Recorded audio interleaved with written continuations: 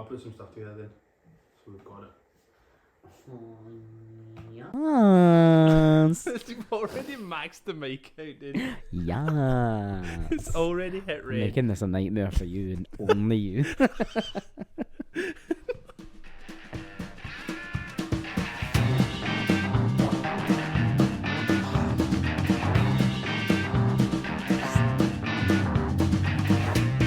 You alright? I'm just so like old and fat. Yeah, I'm feeling that just now. I mean, I'm the skinniest I've been in a wee while because I've been working out a lot, but I'm still feeling like not quite comfortable. Not comfortable. I think it's because also like the weather's changing. It's like hotter, so like you know what I'm like. I wake up and I'm already dripping. So I'm just like uncomfortable, like because I'm like I'm overweight. So it's like I have more to move than I'm used to for the past like 27 years. I'm gonna blame 28 and 29 for getting fat. So past 27 years, there's more to move, and then it's also hot again. So I'm like uncomfortable and sweaty and just muggy, and it's like a different climate inside of my skin. Like the climate outside for Scotland, like right now it's hot as shit, but my god, it is fucking pouring down rain. Is it raining? It's pissing. I didn't bring a jacket. Well, not a waterproof one anyway. Aye? You need a charger. My wife's interrupting. Yes, of course, my dear. Oh, I can't believe it's raining so heavy. Do you know what'll be good though? Like in a couple of days, is I will be comfortable again. Why? I bought a sweatsuit. I'm gonna be the most comfortable. Matching joggies and jumper. Let's go. What is a sweatsuit? So like you know like a trackie. I've heard of it. So it's just a tracksuit, but it's made from sweats. So Is this that's a sweats? Sweater? Yes, your sweater. So is this a sweatsuit? Yeah. Well, is it the same thing? No, of course not. Well, that's what I mean. I bought a matching one. Oh, see, one's from Sainsbury's and one is from Primark Nice. or Primark, depending on what place. Primarni. What? Primarni. Primarni? Yeah. What's that? It's like Armani, but Primark. Pradamark. Pradamark. Primark. How do you say it? How, if you were to just say it, how would you say it? Primark. Primark? Yeah. I definitely say Primark. I said Primark there to be like, pretty sure it said I'm Primark. cultured. Because you don't say primary, you say primary. So obviously it's Primark. But I'm like conditioned in my brain to just say Primark. I get it. I think I it's can't like, turn it off. I think we spoke about this previously, like the letter. Yeah, we talk about Primark a lot. No, the letter J. Uh-huh. What'd you call it? Different context. Depends on the context. If I'm doing the alphabet with my child, it would be Jai. Yeah, I say J most of the time. But sometimes when I'm saying, like, if I'm spelling my name, so I need to spell my name a lot because we've covered this. If I say it, people fucking don't spell it right. So if I'm having to spell Jameson, I'll say J. Because most people don't respond to Jai. You say Jai to them when you're spelling, they go, huh? Yeah, What? that's where I'm at. And it's like, bro. I obviously cut the hair of a lot of posh cunts in the West End, so they don't know what J is.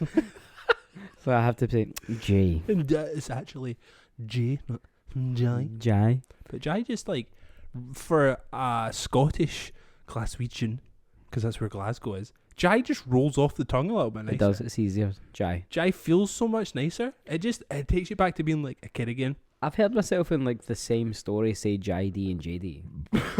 Like I don't understand where my brain goes at times, but I'm just like, I got this thing from JD. Honestly, like that JD sale is so good. It's popping. And I'm like, what? I've just said the same letter, but different. But it's like people saying like Caribbean. Caribbean. The next sentence will say the Caribbean. Because it's the context. I had a guy in my chair this week Right. who told me things about the Caribbean, and I was just like, yeah, no, I'm not fucking stupid. I'm just poor. I'll never get there. And he was like, no, there's two islands in the Caribbean, the St. Bart's and the St. Martin's. And I was like, cunt, I know. Is there? Yeah. I wouldn't have known that. I watch travel things. I know. I'm cultured. I didn't go geography. You know I what? don't Scottish actually. Passport with the big ginger guy used to be on STV. No. That was class. It was basically just like guys showing you like package holidays. It was on after the news before Coronation Street. You were just so desperately waiting around for Coronation Street to start.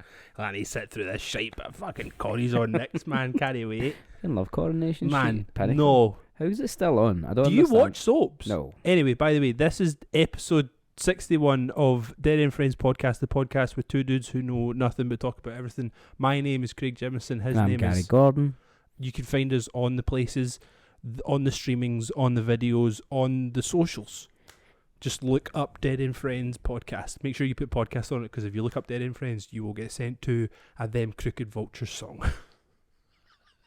True. No, I don't watch the soaps. I spent too long at my mum and dad's house, and they just watched Coronation Street and Emmerdale all the time. I love them, but turn that off. Like I used to mind them. I used to watch EastEnders like religiously with my mum, because my mum didn't really do soaps, but if it was on the BBC, she watched it. Because my mum was like, Mum, she doesn't really listen to this that much anymore, but Mum, you're snobby as fuck. She didn't really like HTV because it had adverts in it. God forbid it was on Channel 5. Jesus. Fuck me, dude. So it was like the soaps that my mum would watch would be like EastEnders, and was it Holby City? Was that on BBC? Holby City and Casualty were on BBC. And then River City, obviously, because it's just possibly the worst thing that's ever been on Cut TV. the head of one of the writers for it, I was saying. Oh, claim to fame. He's a good lad. I like him a lot. Shout out that one guy. Sorry, he listens to this. The soaps are a fucking anomaly, dude, man. I've never understood it, but like, you watch it. It's like reading the paper. You read the paper. A lot of people will read the paper as like fact, and they get what they get from the paper as life, as what's happening in the world. But it's not. It's all a spin. It's all a fucking story to sell papers. Soaps are the exact same, and I feel like people who watch, or a lot of people, I'm not going to say all of them, a lot of people who watch soaps treat it like it's real life. Because like I've spoken to people before who will refer to people from soaps like they know them. So they'll be like, oh, I don't know if you heard about Jean this week. You know, she was in that fucking car crash and her house burnt down. I'm like, who the fuck is Jean? Why is she having such a bad week? How is one person going through so much in 20 minutes? But no, it's for Corey. I've never met anyone like that. Thankfully, my reality social circles are a bit more highbrow. Oh, I strictly hang out with 60-year-old bingo players. Perfect. I mean, that's the type. That's a vibe. A vibe. I need to hear about what's happening in the real world. I'm not living in the real world. I'm living in the fucking Matrix or whatever. They're living in the real world. Real world, dude. Tell me about what's going on with fucking Boris Johnson and then fucking Rosie that fell down the stairs in Emmerdale. Like, tell me what's going on, so I can then immediately forget it because I don't remember anything. Yeah, I wouldn't remember that. Brain's just full of real important things. Not got time for that. I don't understand it. Like take Coronation Street for example, right? So I know some shit about fucking Coronation Street, you know, because I've watched it, I've seen it. But last year, I remember that there was a storyline in Coronation Street where there was like a sinkhole, right? Like underneath the factory or some bullshit like that, and I'm like, sorry, what? sorry, where? What? You're telling me that now there's a hole in the road and people just keep falling in or whatever, and then someone died because they drowned because they were too old to swim in the same episode? Oh, it's just. It was like it was long and drawn out. There was more to it than that. But yeah, it was just like that dude drowned for 45 minutes. But it's been on since the 60s, right? Yeah. So that's nuts, right? Like that's absolutely nuts. Yes. How are they still? I'd love to go back and watch the first ones. Just see how what they were actually talking about. It was so normal. Like it was just people going to the pub. Do you know what I mean? It was just people living out like normal lives with a bit of like, oh, he said, she said. Just like a bit of bitching and stuff, and now it's actually about like, no, that person is a fucking serial killer, but at the same time they've got like a really loving family, but then they're still trying to sell their fucking newspapers as a paperboy, even though they're 47 years old. I'd watch that episode. That does sound quite entertaining. Maybe I should be writing for soaps. Maybe we should be starting watching soaps. Like, heads up, phone the line that we don't have. 0800 00 10 Dead End Friends. Love it. But no, soaps are dumb. Yeah, but yeah, they are. They're really, really fucking stupid, but also incredibly fun. Because it never makes any goddamn sense. Because soaps is the old people version of us watching wrestling. Because wrestling is soaps with oily men fighting in the middle. Yeah. I heard someone describe wrestling as redneck anime. I was kind of like, that makes perfect sense. That makes more sense to me than anything else. But then again, anime is literally just a soap, but with a lot more jiggle physics in it. Like,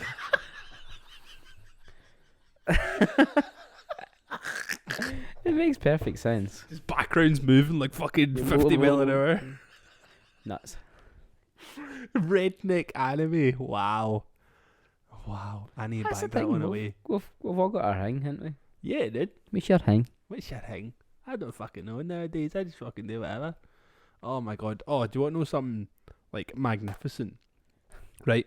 If you're describing something as magnificent, obviously I want to know. So we've talked about this since like day one of doing this podcast about how the both of us are like in dire need of some like real therapy. Mm-hmm. So I have found out that I am getting like health insurance through my new job, Nice. and the health insurance covers therapy. Nice. So you know your boy who's got his sixth month like probation sign off thing tomorrow. Nice. The day this episode comes out, that day, I will be fucking signing right up for that therapy. Unless you get fired.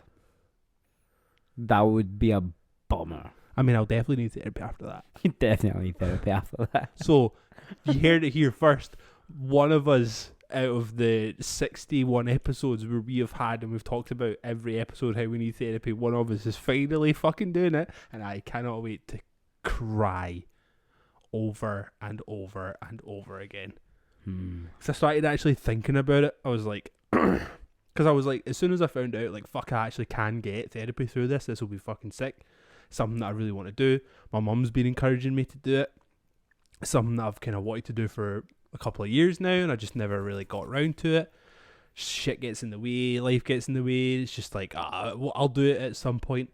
And now that it's like here, I have the opportunity to do it, and I have the resources to do it. I'm like, fuck, I need to actually do it. Yeah.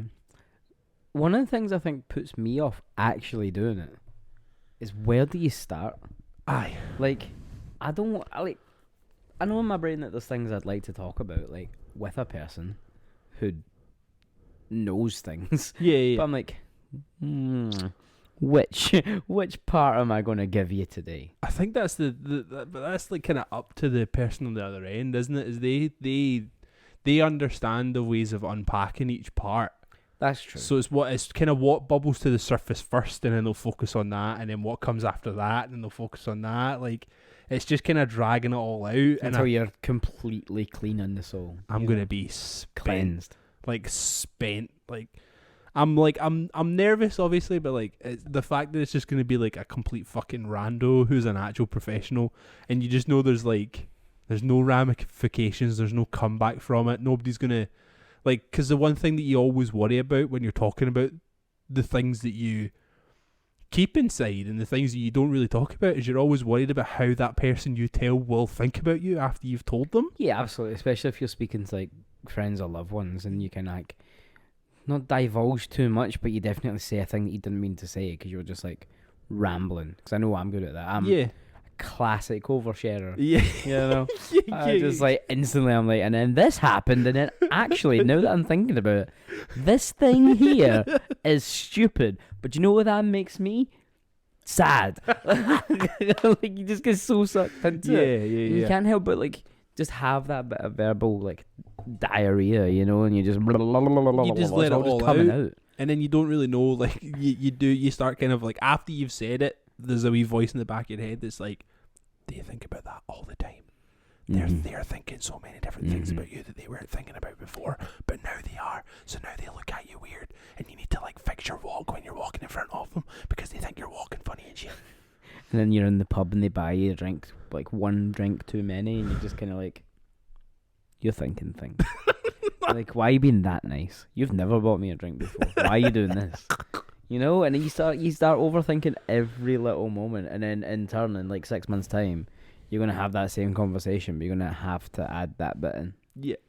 With the same person. And fill it out a wee bit more. Oh god. So now I'm not gonna have to worry about that anymore because I'm gonna get it out. What are we gonna talk about on this? A trained professional. Oh man. You're ruining this podcast. All the other things that I've fucking moan and bitch about, that'll still be there. But the actual things that are tucked away in the fucking root of my mind that don't come out, they're all getting stripped out. But the other thing is the one thing that I'm like desperate to get out of therapy, obviously not going in with any expectations because I can't go in with any expectations because I don't know what it's going to be about, don't know what it's going to be like. But something that I would really like to get out of going to therapy sessions is being able to like vocalize some of those things in the correct way. Because I've had this conversation with Emma before. Like, Emma obviously knows all the shit that's in the root of my mind, but every time I talk about it, I'll either just start crying or I'll just get like irrationally angry about it. And then you can't actually form a proper sentence because you're just like raging about it. You're just so mad and you're so emotional and you're so like riled up. But obviously, like, my mum made a good point because I was telling my mum about this and she made a good point and she said when you go to therapy and they want you to talk about these things, you still feel like that. It'll still come out like that. Absolutely. And then the other thing she said was it'll come out like that, but then they'll be able to help you then deal with that and talk you through how to actually verbalize it, internalize it, and then hopefully deal with it at some point. Yeah. Like like whoever it is that I meet, they're definitely going to tell me some shit that I don't want to hear, and I already know what it is. Oh yeah. But it's like I need to hear. Oh it. yeah. I need to hear it from a professional. So then I have to be like, right, I need to act on this. Because if I was to tell you, you'd be like, shut the fuck up, man. Yeah. You know, like, it's just who we are as people. Yeah. I think, like, everyone, not just like me and you. I think that we all know, you know. Mm-hmm. Luna got a crown, right? Because she is a princess. Because she is a princess. She was at our wee group tonight and they got like toy crowns, but the gems keep falling off every so often. So every so often there's just a random like rattle and it's just another gem falling off. It's fucking fried my head. It's funny though. But yeah, like we all definitely know what's going on with us. I think therapy in the long run is not telling you something you don't already know. It's telling you the solution.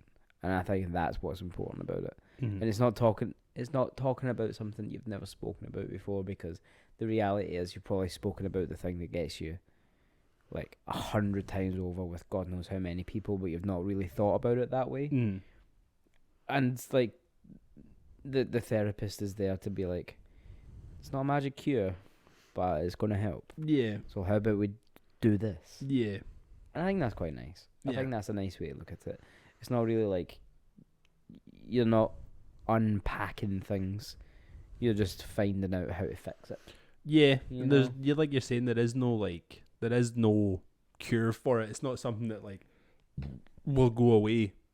But hopefully there will be a point where I'll be able to think about the things or talk about the things without the emotion and without the anger. It's like almost bubbling like over. You are turning off all those little switches, where you like, or connecting it more on a circuit. You know, like because like that. No, maybe not. Maybe maybe therapy's the circuit breaker. Maybe this is what I'm trying to get to, like because you know fine well that as soon as you start talking about it, you're going to end up angry. Like that's just the cycle of it all. So maybe now what's happening is therapy's coming in and putting a blocker in and being like, nah, we don't need to get that far. Yeah. This circuit does not need to be complete. It's a diversion. Yeah. Let's put it somewhere else. Bottle it up. That'll be... Just bottle it up, man. You'll be alright. Can you imagine if you went to like a professional therapist, like, you ever just tried no talking about it? There's actually, have you ever seen that? What's that TV show? Afterlife with Ricky Gervais? Nah. So he goes to see a therapist And that's what the cunt is like in it, and it is so funny, man. Just smile more, you'll be okay. Go outside. It's Take just a like walk, exercise. it's literally just like, you ever thought about just not fucking caring about your problems? It's just that, like, so fucking casual about it. It's dead funny, man. I fucking wish, bro. I wish that was a part of like my brain. Even if I tried to not think about something, the only thing I'm thinking about is that. Guaranteed. That's why I just love like Instagram and like celebrity culture, because that's all they do is they just tell you not to like think about or worry about your problems. Like your problems aren't that significant. Like you really don't have to worry about it. Like, yeah, you're in crippling debt. Yeah, you're on the verge of being homeless. But like, hey, you ever just tried not caring? Yeah, and like Hakuna Matata, man. Just if you stopped whatever. buying avocado toast and a silly little coffee every day, you could buy a house, and you know that's the root of all your problems. See if you just worked harder. Have you ever thought about getting a better paying job? You ever thought about getting a fourth job? You ever just thought about like not sleeping? That's the issue. No one wants to work nowadays, you know? Oh, it's Fuck just you, Kim Kardashian. this you fucking generation. This fucking generation of kids nowadays that just don't want to work. Yeah, that's right. We don't want to fucking work for nothing, bro. You're right. We're not gonna work for you. You're not gonna pay. What you doing? What you doing? What you doing? At least back in the day, when you weren't paying people that much, yeah, in the 60s and stuff, at least you didn't have to worry about like health and safety and stuff. Your job was fun because you could just like dive off the top of scaffolding and shit. See, nowadays, you don't even have that. You don't get paid and you don't get to have any fun. Like, they don't have any staples in the offices half the time. Do you know what I mean? Like, just let us stab each other. At least it'll be fun. Is that a real thing? No. I imagine there are some places though. Yeah. Like, oh, Jerry got a paper cut last week, so it means that we're all actually going to be moving on to paperless invoices from now on because Jerry nearly cut his finger off. It's like, nah, tell Jerry to not be a fucking idiot. Yeah, Jerry pays taxes. Who's getting a fucking paper cut? What? But yeah, so signing up for fucking therapy. I'm proud of you. I'm proud of you. Thanks, man. I moo. I fucking moo, dude. I fucking moo. I don't know what happened there, but I am. You actually had a stroke. I am proud of you. Thanks, dude. Is what I'm trying to say. Because it's a big step. Unless you get fired tomorrow, and then that's really going to suck. Well, the good thing is I definitely know it won't be tomorrow that I get fired because everybody is off all week. Ah. It's very, very quiet due to like, I don't know, one of the lizard people's like it's their birthday or something, and I'm fucking. The jubbly. Oh my. Oh. I need to sharpen my knives. Yeah. They're very blunt. Do you know how to sharpen them? Have you got a sharpener? I have a sharpener. Nice. It's a pencil sharpener. It's a little toad that I put it in and I just. Oh, you're kidding. Okay. Okay, I was getting mad. Do you know you can use the back of a plate? Yeah. That's amazing. I do that in the house sometimes. We don't have an actual sharpener. I've got one of those like it looks like a sword. Ooh. Shing, shing, shing, shing, Yeah, shing, it's shing, shing. sick as fuck. I never use it, but I have one. I actually saw that like tip from a guy I follow on Instagram. Like they're using the back of a plate. It's cool, isn't it? Is it like Sydney? Oh, Sydney Raz. Sydney Raz. Yeah, I was showing you before I was 30. Oh, I love love that guy. dude. Like He's some of the so stuff, wholesome. some of the stuff he puts in is fucking brilliant, man. I can't wait to see his house when he's finished like renovating it. Oh, is that what he's doing? Yeah, he's like remodeling the entire thing. Oh, that's cool. Yeah, so they bought it. I'm really looking forward to it. You like really invested in this I'm like proper random invested. guy from And fucking the guy California. who wears vests then definitely doesn't look good when he wears them. Like, it's weird. It's weird. But like, there's definitely a couple of like Instagram people that I really like to like be engaged with because it's like you can tell that they're like mosher kids. Like they wear like every time I die t-shirts and stuff, and it's just like, you know what? I feel like me and you would vibe. Because Yeah. most of the time it's people wearing like shit that's far too tight for them, and like, you know, Stuff that's fucking way too cool. Balenciaga or whatever. Man, it's like, nah, that dude's wearing a fucking title fight hoodie. Like, I vibe with that guy. except Sydney Basil, whatever his fucking name is. He's just like cutting about wearing like a shirt and braces. Stop it, man. Just what else don't you know? Hurry up. What do you now know that you wish you knew? There's been a couple that I use. Have you seen the towel one? So it's like when you wrap yourself in a towel, you fold. Don't tuck the towel. So you usually get the towel right, and you'll like tuck it in and then hope for the best. But see if you fold the towel over like you would, and then fold it down.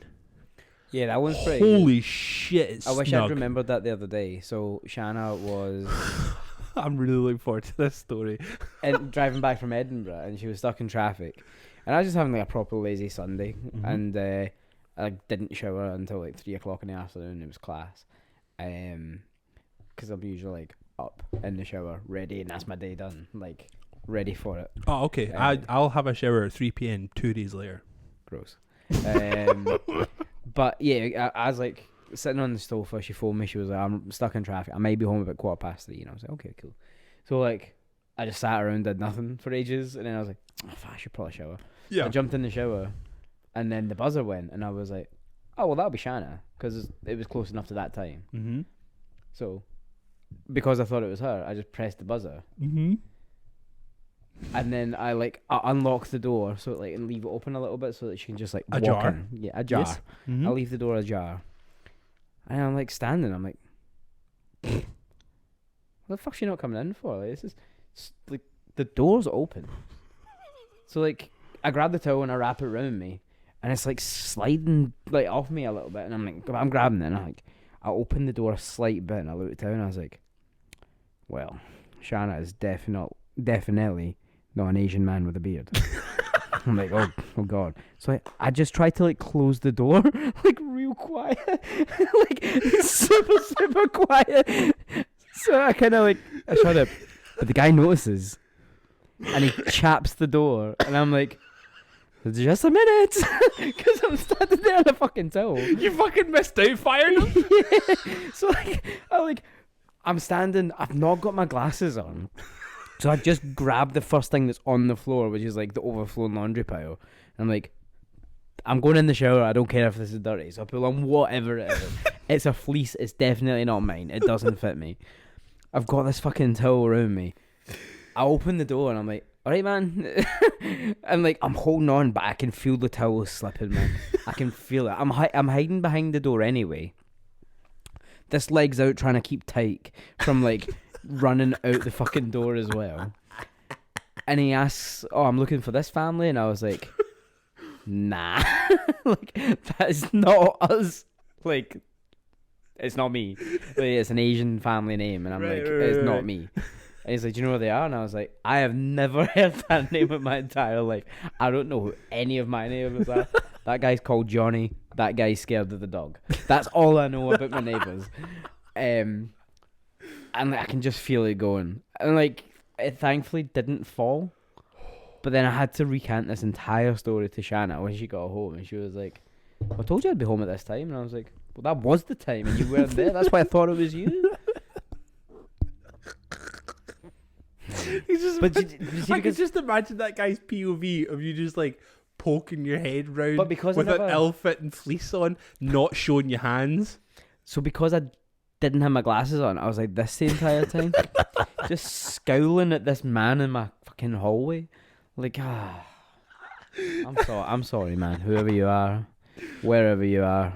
Oh, don't apologise to him. He chatted. And then I went in the shower, did my business. I was ready. I was out, got dressed. Mm-hmm. I was like standing in the living room, fully dressed, with the curtains were open and stuff, and I was like picking music. And he left, and I watched him leave, and I was like, but he still had the thing in his hand that he was like trying to deliver. So had he just been like standing in your building? I think he was just standing in the building, because it was about 20 minutes after. He's just walking up and down the stairs, just chanting just every cunt's door? Yeah. What the fuck? Yeah. Mental. Nah, fuck that guy. He had no fucking idea what he was doing. Be better. World's worst delivery man. Wow. Well, it might be great. It may have just had an off That day. is a fucking great story, man. I can't believe you fucking misses now fired him. Just a minute. You fucking put your face in a cream pie and shit. Oh dear. Oh, do you like cream in your tea? Fucking dripping in and shit. Oh wow. Felt stupid. Felt real stupid. Right, man. Yeah. Is it time? Talk about the playlist. Let's talk about some fucking jams of the dead end fashion. Dead end jumps. Dead end jobs. Dead end jumps. So we spoke about these earlier, and I told you that my vibe was these are on surfing videos that I like, or surfing playlists that I like, and also I like this one Saba song.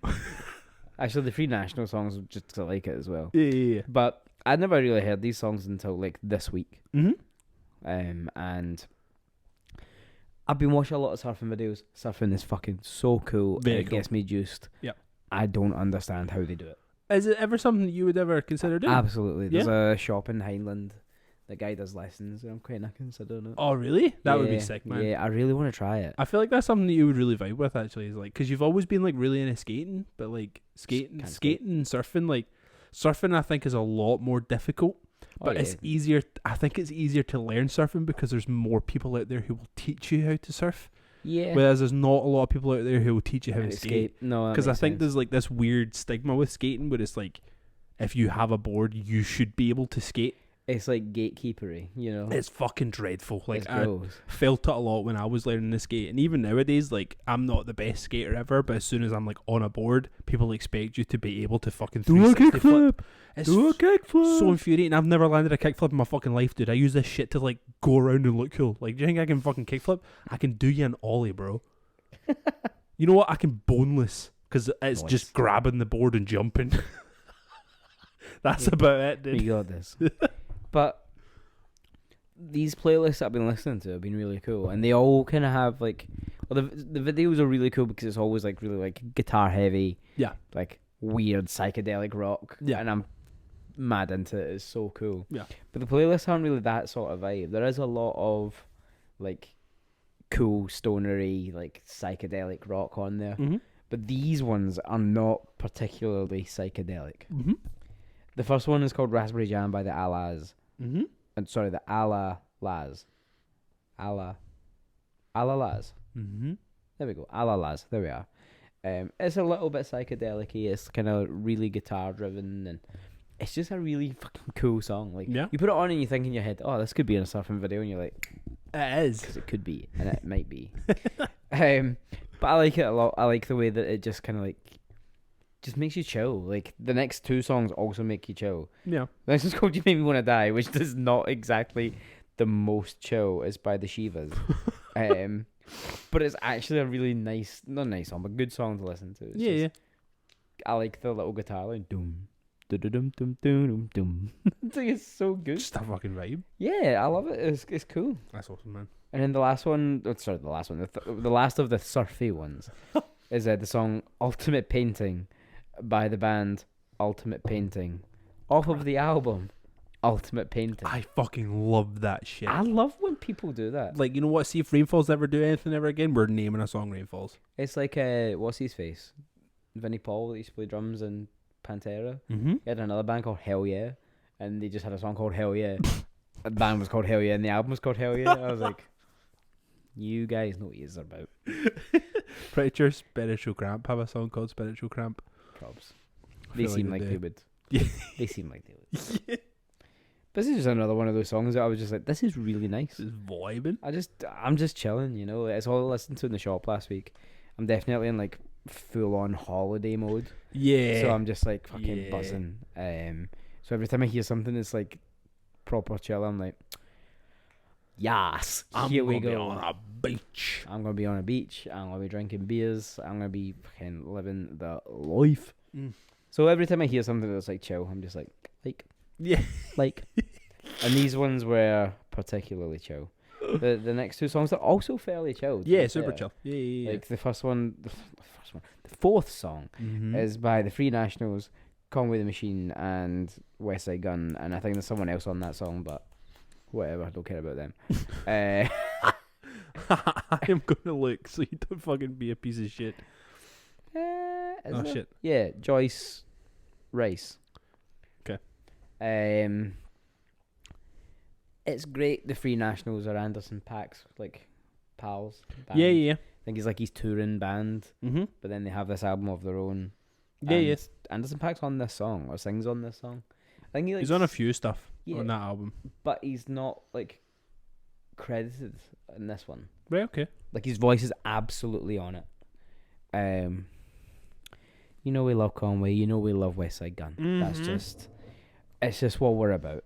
Griselda. Fucking Yeah, it's cool. It's a cool song. This album is like the ultimate baby making music. Yeah, dude, it's is so goddamn sexy, man. Nuts. It's one of the sexiest albums of all So time. goddamn sexy. It's unreal. Yeah, it's Free Nationals just make some sexy ass music, man. they do. What's the song? Beauty of the Essex. Mm-hmm. Daniel Cesar. Renee. That's a sexy ass song, dude. Holy The shit. whole thing's sexy. Gidget, sweet Gidget. Oh, hello. Yeah, great times. Great times. The next song is called One Way, or Every N-Word with a Budget. Mm-hmm. We got it. We got there. By Mhm. Saba. I've said it before. I've already put a song on from this album. I love this album. So good. It's a one-way street though.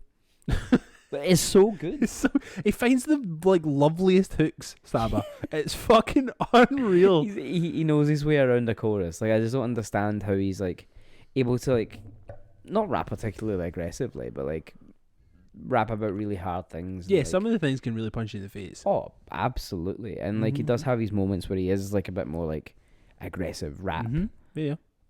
But then he always brings it back down with like a hook.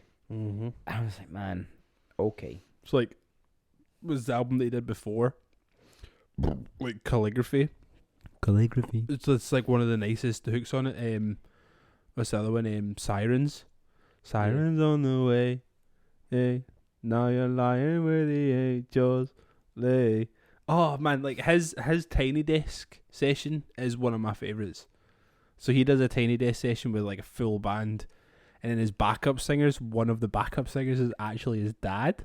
What? It's so good, man. It's so That's sweet. really cool. Because there's a bit where he's like introducing the band, so he's like gets to the singers and he's like, that's actually my old man. Dad. That's my dad, and it's just like the sweetest, one of the sweetest moments on Tiny Desk. Like, oh, I like that. his session is amazing. I'm gonna Absolutely have to. It's up there with give that a go. like Mac Miller, Anderson .Paak, Madlib, Freddie Gibbs. I love the Madlib Freddie Gibbs one. The absolute bromance that's going on between those two and that is genuinely incredible. My Like, favourite I bit love about it. that is the fact that Madlib's literally just sitting there with like a fucking tiny little percussion machine the entire time, just every so often just like hitting it. Brilliant. Absolutely brilliant. I love that But- shit. The Sab album, few good things. It's just worth listening to. Like, Yeah. It's pretty perfect as far as like hip hop album. Hip hop album go, yeah. It's really fucking cool. That's Is it me now? So my 5 songs I went for, just because talking about Gary maybe getting into surfing, mine were all like, I'm going to listen to these songs to get me hyped up for going out for like a skating sesh. So these were always in like the iPod Classic playlist for like, I need something to like vibe out on while I'm skating. So the first one I went for is Sick Sick Sick by Queens of the Stone Age. Which is a banger. It's the drums in it for me. It's like the guitar's like an offbeat bam, bam, bam, and then Joey Castillo, it's just like, cause he's like, Joey Castillo is so like grounded in punk, like DC, Minor Threat, Bad Brains, like he's so grounded in that kind of music, and you can feel it in the albums that he's on. It's just driving, and it doesn't stop. It doesn't stop. Like that beat. It's the same with like, is it Little Sister off the same album? That's the same as it just doesn't stop. It's just constant, and it's just that's what really drives the song for me. So it's just like such a good like hype song to have on. Just fucking that strong beat with like the offbeat guitars, just like driving the song as well. And even like the guitar in like the chorus is amazing. Yeah.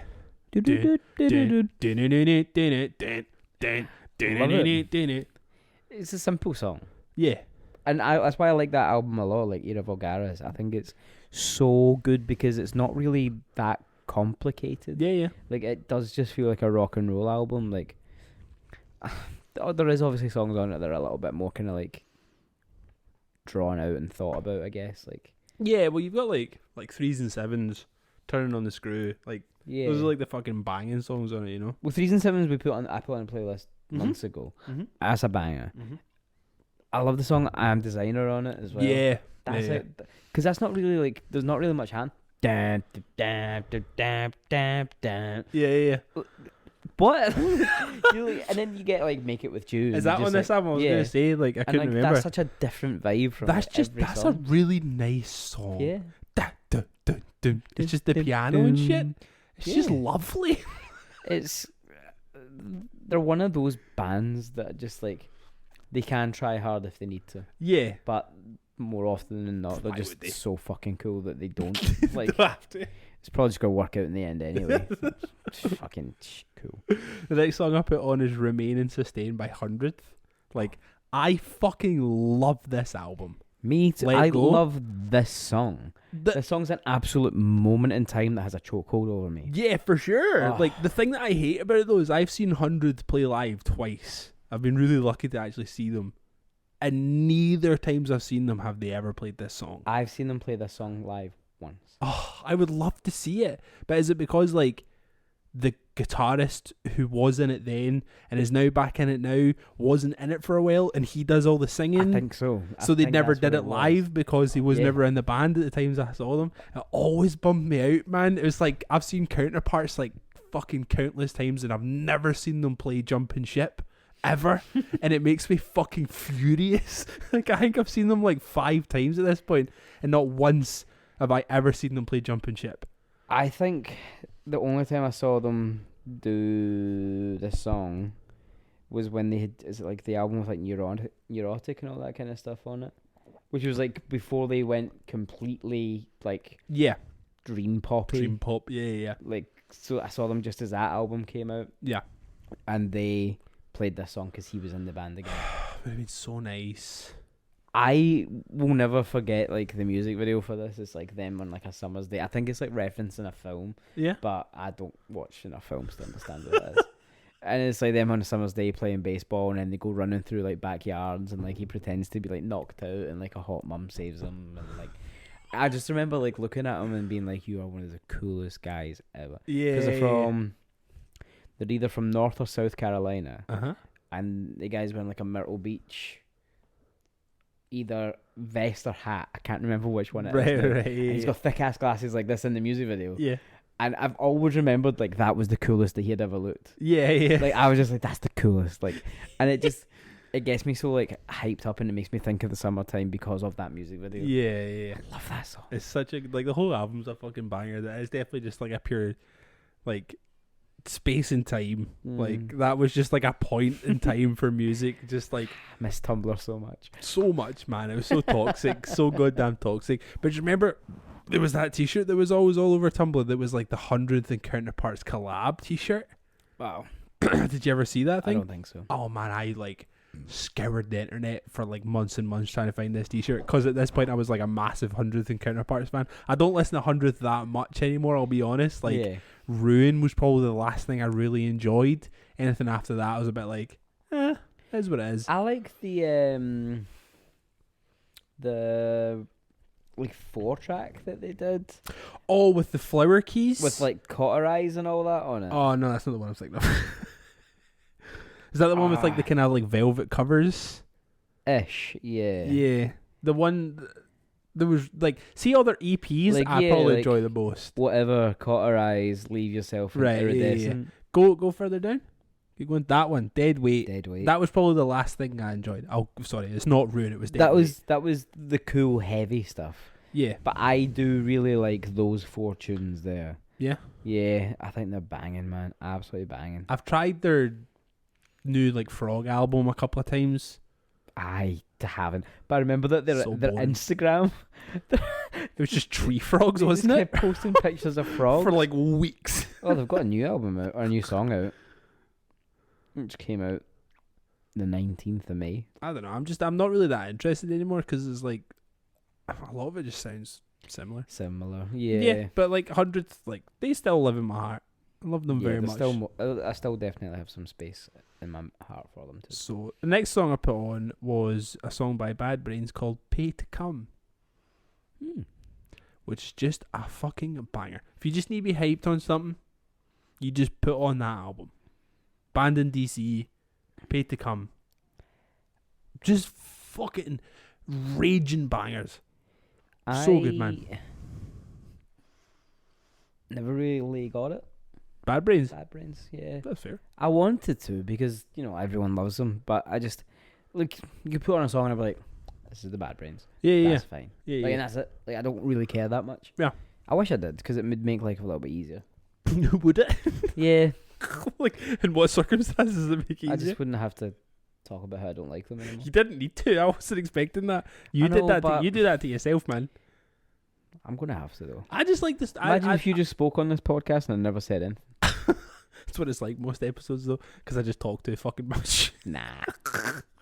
I don't know. I like the story of Bad Brains, so the music just accompanies it. Like the story behind them recording this was they were all in like different rooms, so they were recording it live, but they were all in different rooms, and the vocalist was actually in the back garden of the house that they were recording in.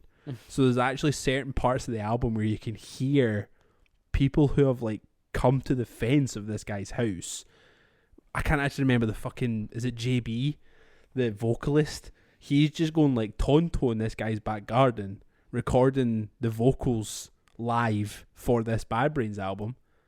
And there's people just like coming to his fence, and there's like certain songs where you could hear people in the background at like the end of the songs, because the microphone that he's like recording into is picking up these people at like the guy's fence line, because they're just like, what the fuck is this guy doing?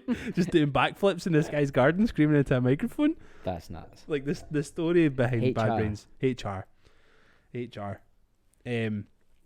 The story behind that album is just class. Like there's so many good things come out of it, and they were like kind of around for, was it CGBG, whatever it's called? CBGBs.